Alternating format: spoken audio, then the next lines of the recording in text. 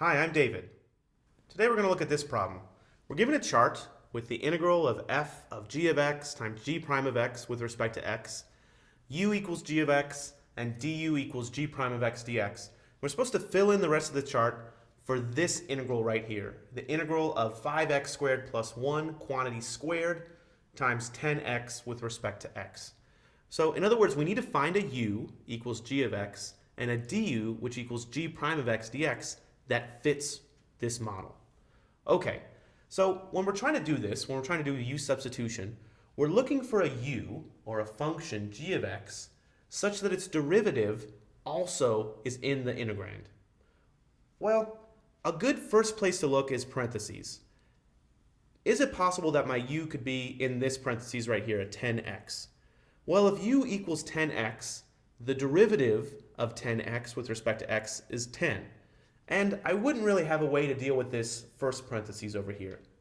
So let's just check what would happen. I'll write it in the chart, but we can erase it if we need to. What would happen if I did u equal 5x squared plus 1 inside this first parentheses? What's the derivative? Well, let's find. The derivative of u with respect to x equals 10x. Well, that's kind of encouraging because I have a 10x right here.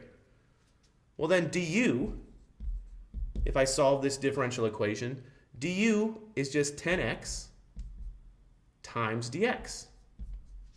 Well, I have exactly a 10x times dx. So this is perfect. So then du could equal 10x dx. Okay, so you might be telling yourself, well, great, I can fill in this chart, but what does that mean? How does this help me? Well, if I rewrite this integral, knowing what I know now, this is really the integral of, well, this 5x squared plus 1, that's really u. And I'm plugging into the function f of x equals x squared. So this is f of u, which is u squared. And this 10x dx is really du.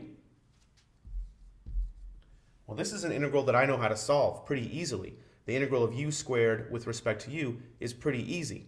So kind of going back, if my f of x function is x squared and my g of x function is the quantity 5x squared plus 1, then the integral of f of g of x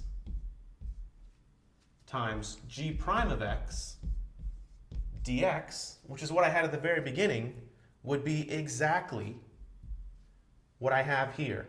F of g of x would be g of x plugged into the squared function, so it would be the integral of 5x squared plus 1 squared, because it's plugged into the f function, times g prime of x dx, which we said was 10x dx. And that's exactly what I started with. Thanks for watching.